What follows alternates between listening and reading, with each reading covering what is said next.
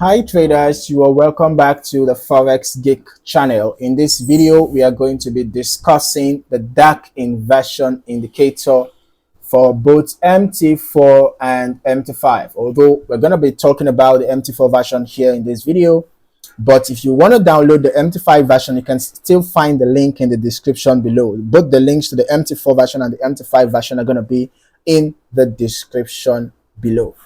All right, so now, after downloading the indicator, you have to add it to your indicators folder, right? Whether it's MT4 version or MT5 version, add it to your respective platforms indicator folder, and then you head back to your navigator and refresh.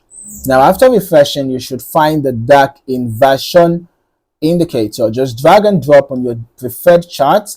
Ensure that the Allow DLL Imports box is checked, and then for your inputs, you can find the customizable input settings here, right? Quite a lot of them, mostly colors, and then you can see alerts, and then some values for your period, deviations, price, field, arrow distance from entry level, your sell arrow size, buy arrow size, sell line size, and all that. Okay, so this is how the indicator looks like. Okay, it is designed to reveal hidden market turning points.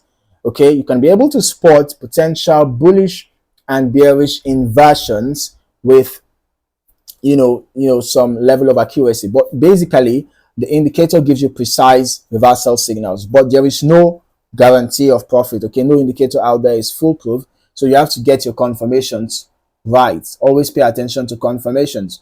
Okay, so in this case, you will notice that the indicator gives you green arrows, for buy signal, with a green line and then a green arrow beneath it for a buy signal, and then for a sell signal, you're going to notice for